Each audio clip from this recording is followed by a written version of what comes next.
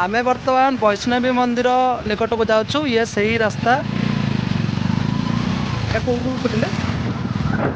आप माछीपड़ा डाण पटू नयागढ़ आसिले माछीपड़ा पड़ो। माछीपड़ा आप डाण पट को जी वैष्णवी पड़ी।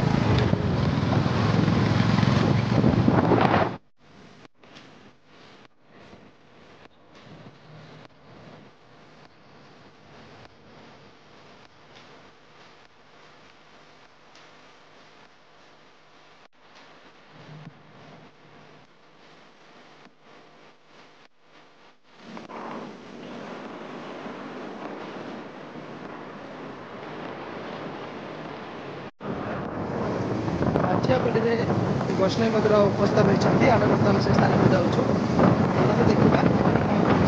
देखा କିଛି ବାଟ ପିଚୁ ରାସ୍ତାରେ ଆସିବା ପରେ ମାଟି କଂକ୍ରିଟ ରାସ୍ତା ପଡ଼ିବ। ରାସ୍ତା ଟିକେ ରହିଛି ବିପଦପୂର୍ଣ୍ଣ, ତଥାପି ଆମେ ରାସ୍ତା ଆଗକୁ ମାରି ଚାଲିଛୁ।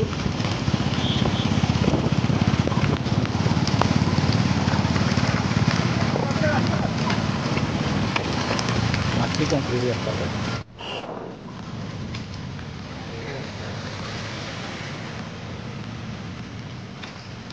घंच जंगल मध्य रही माँ वैष्णवी ठाकुराणी। आम बर्तमान से स्थान को जाऊँ। मो सागर अच्छे मोर बड़ भाई चिन्ह और आउ जन रही बड़ भाई रही। आम बर्तमान से स्थान में पहुँची गलु जो कि माँ वैष्णवी ठाकुराणी उपस्थित अच्छा करेंगे। आम बर्तमान से स्थान में पहुँची गलु। तार बहुत जनसमागम हो बहुत लोक बहुत आम ये जगह गाड़ी पार्किंग कलु।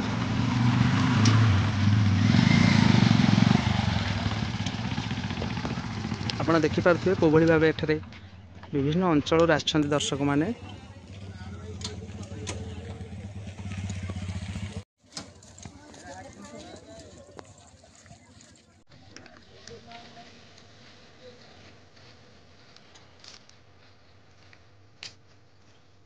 आप देखिपे दूर में जो पहाड़ रही गोटे मंदिर दृश्य हो स्थान में माँ वैष्णवी ठाकुराणी स्थापित होती जोटा कि नयागढ़ जिला ओडगाँ ब्लॉक रे रही। आपण स्थान को आसतु, ढेर सारा मजा उठु, माँ दर्शन करूँ। हाय हेलो नमस्कार। आउ एक नुआ एपिसोड आम आज पहुंचीचु नयागढ़ जिला ओडगाँ ब्लॉक निकट में जो रही वैष्णवी मंदिर से स्थान में आम पहुंचीचु। 3 जन मो सागर अच्छा मोर बड़ भाई चिन्मय और आउ जन बड़ भाई अच्छा पूर्णचंद्र। आम बर्तमान से स्थान में पहुंचू कि स्थान देखूँ कि जहाँ जी यूट्यूब मध्यम देखी न्यूज मध्यम देखी स्थान देखा पछपटे देखुं वैष्णवी मंदिर स्थापन होती विभिन्न अंचल लोक आभली रही स्थान आसतु देखा।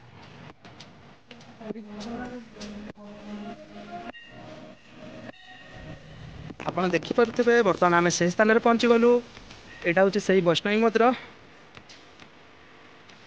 से वैष्णवी मंदिर को रास्ता काम चली ऊपर को जा।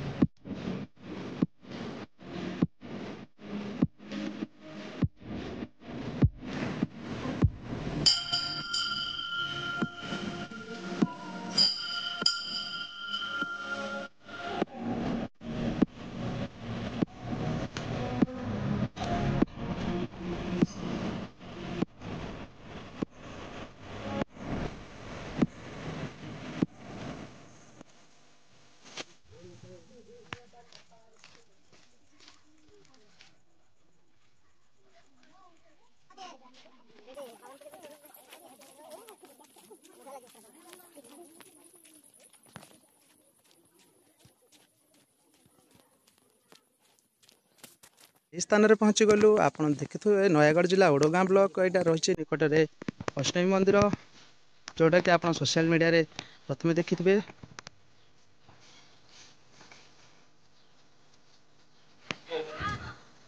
देखिपे ये हूँ प्रथम फाटक जोठारे माँ निकट को जावाक यही रास्ता ही प्रथम पड़ी थाए। लोक विभिन्न पर्यटक माने बुलुंट।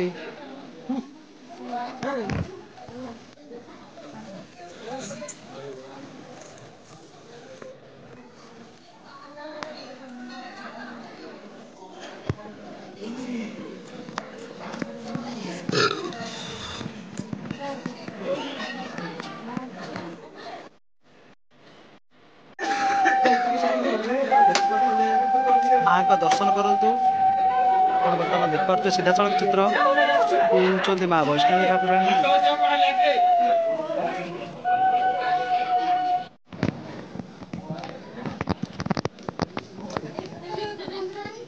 এইটা এপটে যাব সেপটে বাহারিব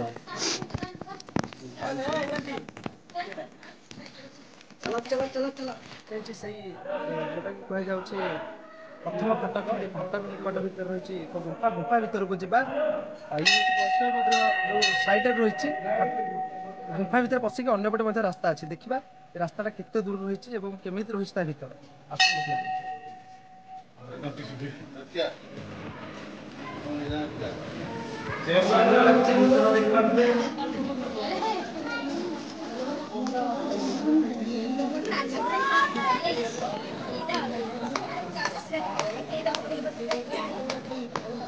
ବାହାର ବ୍ରାହ୍ମଣ ସେଇଠା ବ୍ରାହ୍ମଣ